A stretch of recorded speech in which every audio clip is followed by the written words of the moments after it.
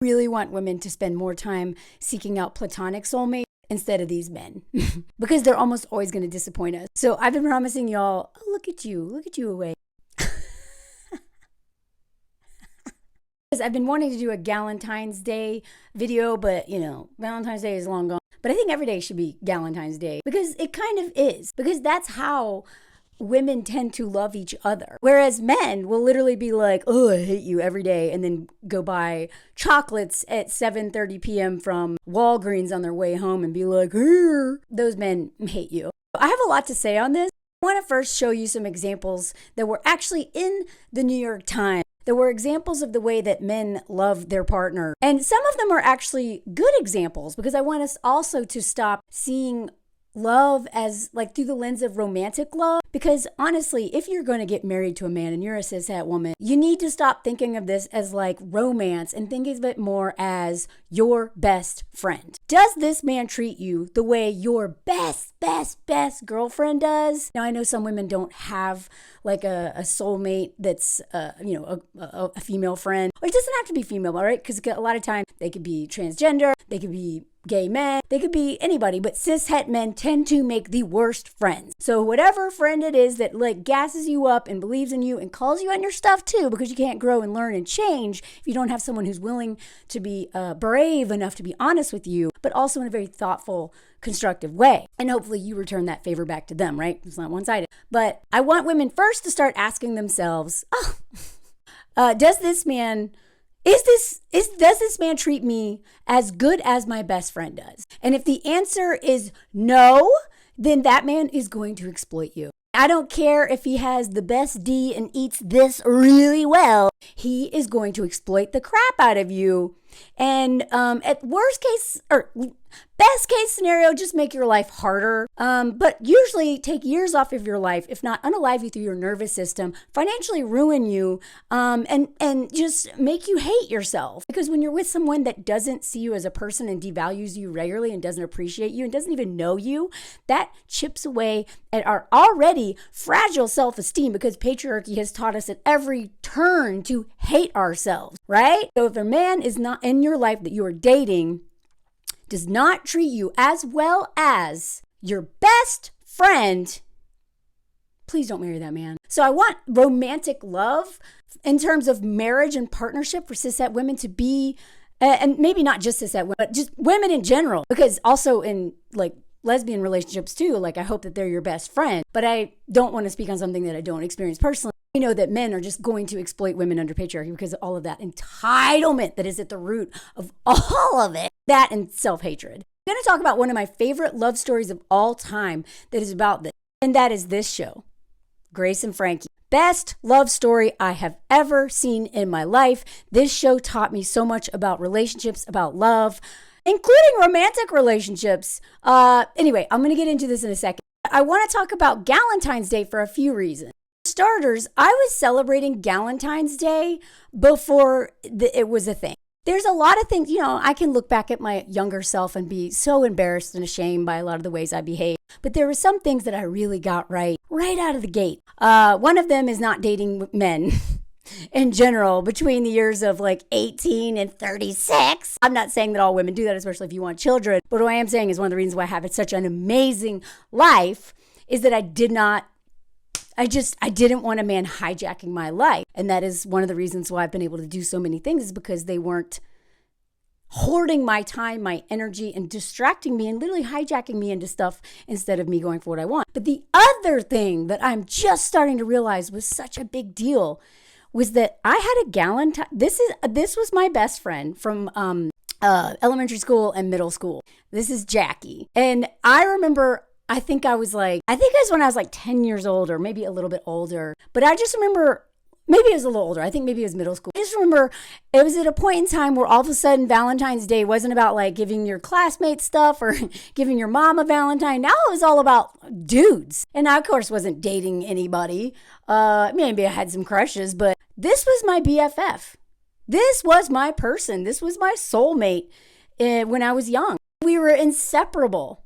And I remember being like, hey, do you think we could like celebrate each other for Valentine's Day? Because like, That's what makes sense to me. So we exchanged presents on Valentine's Day because to me, it doesn't matter if it's not romantic. It's about love and loving another person. And even though I loved my mom and my older sister and my female toy poodle named Fifi Marie Hamlet, may you rest in peace, Fifi. That still was different because my older sister is my sister and she's older. So she always was protective of me, almost like another mother at times because of parentification and all kinds of things that happen because of, what happens in families with narcissism, blah, blah, blah. Not talking about my mom. It was, other family members.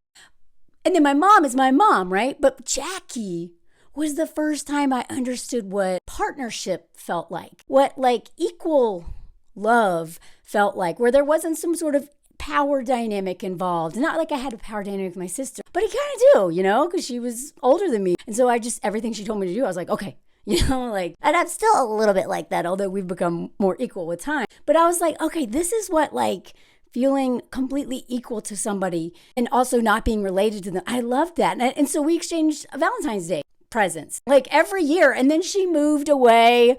I think my freshman year of high school, her dad got transferred and she moved away. And I ended up having two other best friends who were female, and it was the three of us, and they were my everything. But I kind of learned from a young age that I always needed a woman in my life that was my partner as a friend, right? To help me grow and become a better person and help me feel loved and show me how to love people and pour into people and care about people. I really learned about how to love and have relationships from women. I learned what not to do because of men, but I really learned how to love and be loved from women. She came on family vacation. This was my mom would take us to Disney World every year, and she eventually let us start to bring a friend and to save money because she's a single mom and very good with money. She would always bring one of her girlfriends along with us, who was another single mom, right? And then she started letting me and my sister bring a friend. So Jackie was coming on family vacation, and I think this was when we were 10. We were Priscilla and Elvis. I was Melvis. I had a cape and everything, and Jackie wore her mother's wedding dress. I can't believe her mom let her go trick-or-treating.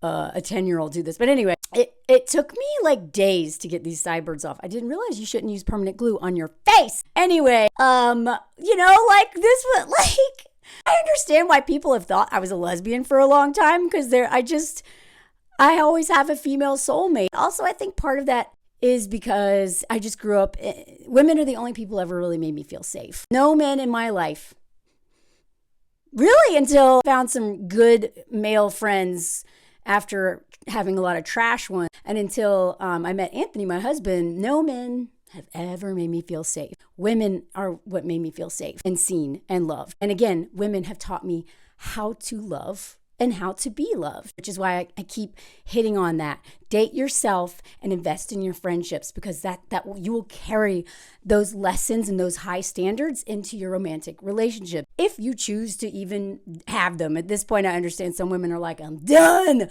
and I get it. So after, and then in college, so in high school, I had my two best friends that were female. And then in college, I lived with all women. I had my best friends.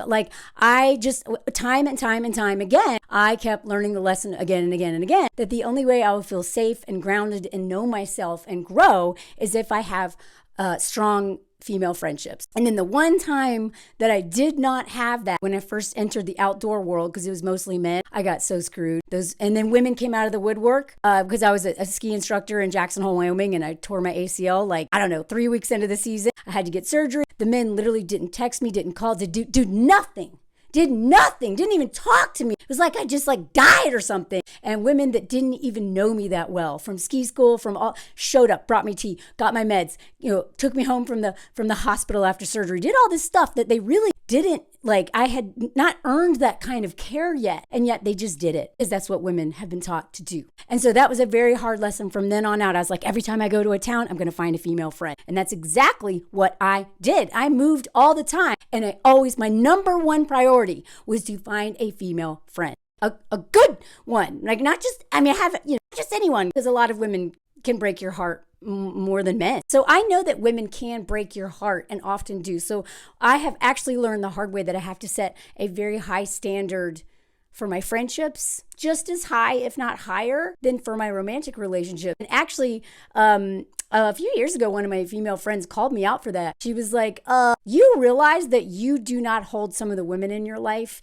to the same standard that you hold men? And I was like, oh my God, you're right. It's because they're women. I'm like, well, right. When women, like I had one friend who was just like using me and not reciprocating. And I was starting to get bitter. And so anyway, I just want to acknowledge that because I am very well aware that women can make awful friends. But like I said, a woman that sees you, understands you, is your biggest cheerleader, calls you on your stuff, but in a very thoughtful way, like who's a healthy friend for you. I'm telling you, those relationships have been the most important in my life. And then, of course, there's also Liz, who I talk about all the time. She's been my like soulmate best friend since 2003, I think. So we're like going on, we have like 2003 or 2004, over 20 years. We've only lived in the same place for 2 of those years. And I say that because I don't want you to think that these best friends, these soulmates that are your lifeline, that you have to see them all the time. Her and I talk every week. And by the way, and I don't know if she'll actually want to be on camera, but me and Anthony are going to visit her in Amsterdam soon because her and her husband are going there because their daughter goes to school there. And Anthony is in a men's group with her husband. And I get to go see my Liz. I get to go see my Liz. I will do, like she is like family. She's actually like, she has the same status as like my sister. I will do anything, So anyway, we're going to take a train to go see it anyway. So I'll tell y'all more about that later. But we make each other our priority all the time. We call each other. If I ever think that she's mad about it, if there's something unsettled with my relationship with Liz, I am unsettled.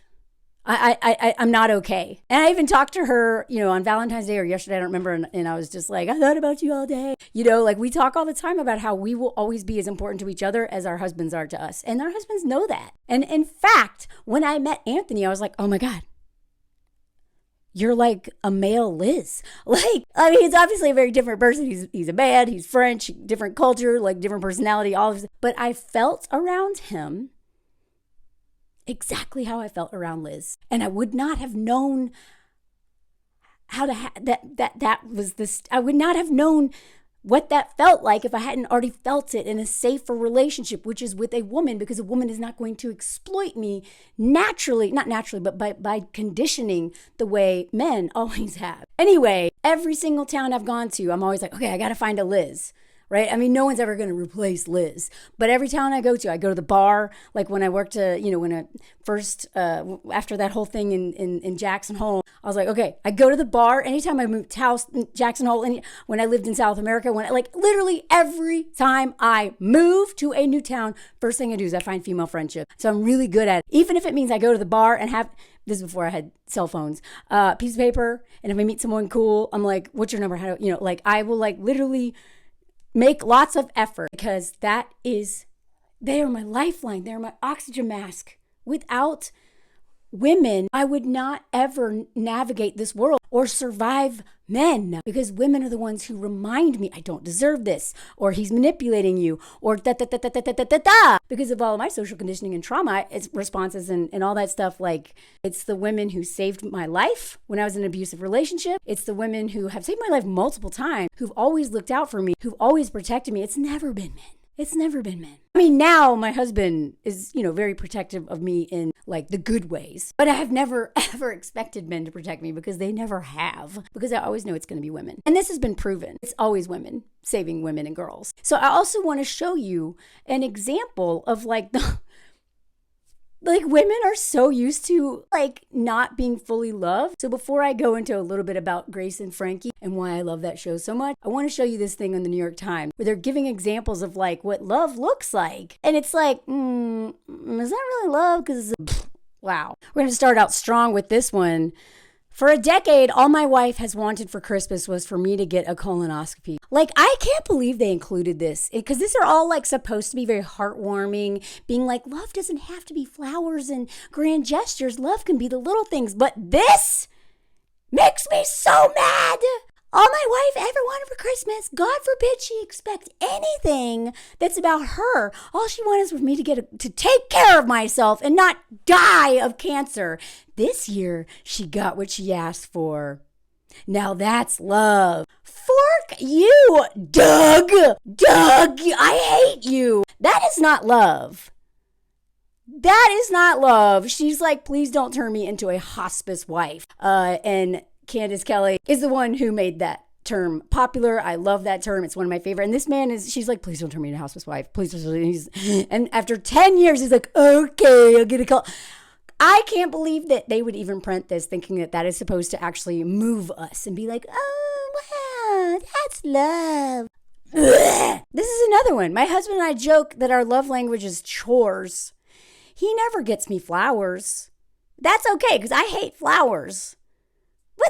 But he takes care of tasks around the house with a smile. I'd take that over gifts any day. Karen is, when you have a husband that sucks this much, Karen might actually be a Karen, because all that rage, I've talked about this before, all that rage that you're not dealing with because you know you deserve better, you may actually end up being a Karen who puts anyone you have power over in danger because you won't face the truth of how much you hate this man or should hate this man. Like, oh, you know what's love? I don't have to get anything. Flowers, no gifts. Just do be a human being, an adult, without whining and crying about it, and just smile like that's love. Karen, I hate that she thought this was a brag. Even this one, it's supposed to be like, oh, wow, but it's like 6 years ago, my husband gifted me with a most unromantic appliance, a cordless vacuum. He did, however, offer it with an operator. He uses it every day, and I love him for that. Okay, Kim. Okay, so he should have just bought that vacuum without it being your gift. Like, come on. I tell you, everything is transactional with these dudes. Like, couldn't he have given you a gift that was about you rather than being, look, here's a vacuum, but I'm gonna vacuum. What a gift.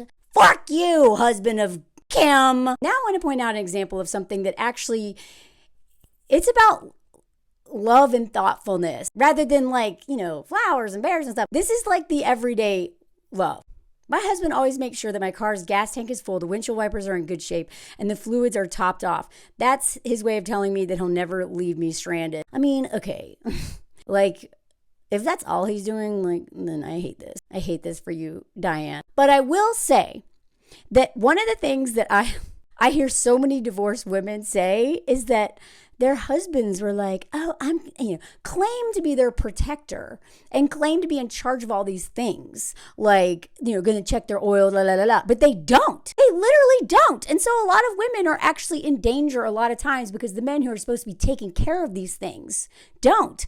And the women are like, I can just go and get my oil changed. I can just go to the mechanic. And they're like, no, I'll do it. And then they literally never do it. So actually, you're worse. You're worse for promising to do something and looking out for her safety and all the things that are important to keep her alive. You're worse for saying you're going to do that and not doing that. Because like I said in my last video, workers get stuff done. We just get stuff done. We pay for things. We go get them done. Whereas men are oftentimes full of unanswered promises they don't keep. Seriously, men are the most unreliable people I have ever met. Full of hurt. And so I will say that those things are important. Like my husband is constantly checking my bike to make sure there's air in the tire, my brakes are working and everything, because he constantly worries about me dying on my bike, because I'm not a reckless adrenaline junkie anymore. But he knows I'm sometimes a little crazy on my bike. And I actually think about it like, oh, wait, Melanie, I will actually stop myself from being reckless because I'm attached to somebody now. And this person's going to suffer if I don't take care of myself and my safety. But he also is trying to take care of things that he knows that, especially because of my ADHD brain, I'm just forget to do. It gives him a sense of comfort and peace knowing that at least my brakes are going to work. That kind of stuff is important, but so many men won't do that. Here's another example. My husband is retired, but every morning at 6:50 a.m., he takes my work and lunch bag out to the car. He warms up the car and pulls it out of the garage for me. Like little stuff like that. He's like just trying to make her life easier. That's what men should be doing. Okay, here's another example. This is like, because honestly, I think in terms of like gifts and stuff, those are very personal. But what I like is some of these examples of what being with a partner who is thoughtful and wants to make your life easier is like, and so few men do that. So like here, I usually go to bed before my partner. While I get ready, he fills my water bottle, sets out my medication, turns on my lamp, and turns down the bed. It's small, but it makes me feel very seen. Those are the kinds of things that honestly I started to look for when I was dating. I remember my boyfriend, like my first like not terrible relationship, this was like with a French guy. He was a very like loving, very thoughtful partner, but his problem was that he wouldn't work on himself enough. And so he sabotaged it all. And yeah, I was like, nope, I work so hard on myself. I'm not going to be with a man who doesn't have friends, which is what inspired that article, by the way, but also a man who has a lot of stuff from his past he will not deal with. And so he was a pothead. And yeah, and I knew that wasn't good in the long run. It would get in the way of him actually being able to show up and love me because when you're distracted by self-destruction and escapism, you can't actually give that much. But what he did teach me was a lot of ways that what love actually looks like or caring for someone looks like. I remember he was always making sure that I was warm because I tend to not wear socks. I tend to like not, I'm like so like all over the place all the time that a lot of time, and I'm also used to suffering. I've told y'all that before. I'm like the person with, and just like, I'm a masochist. I mean, that's rooted in childhood trauma, blah, blah, blah, blah, blah. But, the person who has a rock in her shoe and instead of actually stopping and being like, hold on, let me take the rock out, I'll just keep walking with the rock and just keep adapting to the pain and moving it around with each step, hoping it can move, but I won't actually take the rock out. So because that was my nature for so long, not my nature, my conditioning and trauma responses, he noticed that right away. And so he was always like just trying to make sure that I was warm, that I was taken care of and whatever, because he knew that my default is just like pain and suffering and just like with a smile. And he also, I remember when he moved into his a new apartment and we were dating, first thing he bought was a trash can to put in the bathroom for me. Like he knew he had no need for a trash can in the bathroom, which I always think is weird. He's like, come on, dudes, why do you not think you need a trash can? But he that's the first thing he put before I came to visit the first time, because he knows that women have periods and women, they're like we just need that stuff. He really focused on feeding me and all these things just to like really care for me. And I wasn't used to that. So I was like, whoa, what is this? And so that was the same thing with my husband the first time. Well, I think the second time that we met up for a date, he brought a pair of socks. Because he knew the first time we were on a date, he noticed that my feet were freezing because I forgot to put on socks. And he was just like, I just brought them just in case because I don't want your feet to be warm. Little things like that. Nurturing, thoughtfulness, caring, wanting to make my life better and easier because whatever. And men just don't do that in general. I had never had anyone do that for me before. Although I will say my crazy ex, the narcissist abuser, he did that in the beginning. But it was all BS. So you got to pay consistency over a long period of time. That's what's important. A lot of these men will be like nurturing and caring, but they're not at all. They're trash. And they're just trying to like groom you. This is another one that's like, again, this is not like the same as gifts, but these are like little things that I think are important because this is actually what Anthony does too. My husband of some 30 some years lets me put my cold hands on his body to warm them. We're husband and wife oyster farming team, so in the winter this is all okay. Wow, interesting detail. Again, I have Renaults, which means my hands literally I can't move them if they get cold. They become white. It's really painful. And once they get cold, they turn white, and then it takes like a half hour for them to not be numb. Like it's actually really, it's one reason why I stopped climbing, because it literally, it put me in so much danger. But anyway, they get cold, like even when it's not even that cold out. And so he's constantly like warming up putting them on his chest, just putting them on his body to help them reheat. Because a lot of times it happens so fast that I can't or don't think to take the preventative measure. Stuff like that, right? Just caring about somebody. I'm sure, and please add some of your own examples of things that made you actually feel loved. And it's not bare minimum crap like my husband actually like puts the toilet seat down. Like, that That's just like not being entitled. But like, you know what I mean? Like, I would love to hear some other examples, especially for people who follow me, because I didn't really understand what being like loved looked like, because I didn't grow up in a household with a married couple, which is way better than growing up in a married couple where a woman centers men. Honestly, I've said that before. But I didn't even know what marriage looked like in real time. And then all the examples that I saw were mostly really unhealthy. And so it wasn't until I saw some of my friends get into really healthy relationships where I was like, whoa, what do you mean he's showing up and bringing tea and cookies and all this stuff for her and all her friends? Like, what? Like, I couldn't believe it. Couldn't believe how much the husbands of some of my friends would care for me, just because they cared about me because of her, right? Like loving us was a way that he loved her. Stuff like that, right? So now I also want to show that a lot of people on Twitter were talking about Valentine's Day because men are so jealous. There was so many men just being like, I hate Valentine's Day. Of course y'all hate it, because everything that you say about us is projection and jealousy. And men are so afraid of being, because this is them being tied to patriarchy, white supremacy culture, and all that stuff, where it's like, oh, women are the worst and doing anything that women do, like, I don't know, loving somebody, you're a pum-pum, right? Which is also funny because this is like the most amazing thing in the world. It literally gives life, but okay. So I love this. A Valentine's hate is hilarious, but not surprising. A lot of you genuinely believe that female friendships are reserved for singleness. Can't wait for you to realize how miserable that kind of life is. And then I love this tweet. I actually really love following this person. So I screen grab her tweets all the time. I do not wish married life with absolutely no real friends on anybody. A man as the center of your entire world is as dangerous can get for women, which again is why, regardless of my relationship status, Liz has always been my number one. And Anthony is not threatened by that. He actually has a BFF too. He has a lot of male friends, but he has a guy that he talks to, his BFF, that he talks to on the phone regularly. And he goes and sees like once a week. And they just like, he gets it. And then I like this tweet right here. Just going to say this to the dudes complaining about Valentine's Day.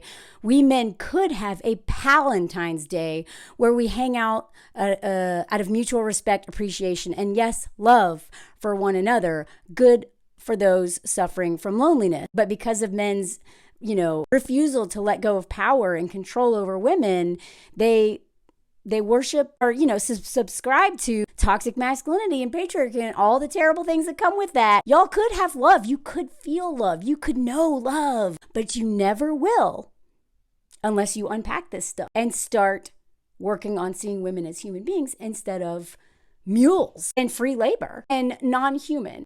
I like this tweet. My guess is that the Venn diagram of dudes who complain about Valentine's Day and the dudes who complain about Valentine's Day being for women only is one big circle. And I love this one. Exactly. Quick to critique instead of finding a solution for how they're actually feeling left out. It's a shame. So I wish there was something as Palentine's Day, but until men stop seeing women as subhuman and therefore seeing anything that women do as below them, they will never get out of this. They can blame us for the lonely male crisis as much as they want, but it's their fault. Let's let them suffer. It's not our job to fix it. So now back to Grace and Frankie. I honestly could make like 20 videos on this show, and I probably will at some point. But the love that these two women have, they are their number one. This whole show is about both of them being, left by their husbands, like when they're, in their 70s, and they end up becoming soulmates, even though they're so different. But they end up finding love that they had never experienced quite like this before. And there's so many lines in this, but like it was, it was a crazy ride, but I'd rather take that crazy ride with you than a normal ride with anybody. There's also not to spoiler alert, but they both keep trying to date men, and they keep finding that these men not only are threatened by their friendships with each other and are jealous of them, but these men are never as good of partners as these women are for each other. And so Jane Fonda's character, Grace, actually gets married to this dude. And then she's like, but can we just go back to dating? This isn't working for me. And everyone's like, what? She's like, yeah, I don't want to be married. This sucks. I don't want to live with you. But I want to date you. But men don't want that solution because that means they don't get your labor. And there's this really touching scene that I just love where she's talking about one of the things that her boyfriend does is he reads to her at night because it's hard for her to fall asleep. So Grace starts reading to her and tucks her in and kisses her on the forehead. These women show what healthy love, what a soulmate is like. And I really hope women find their Grace or Frankie and know real love.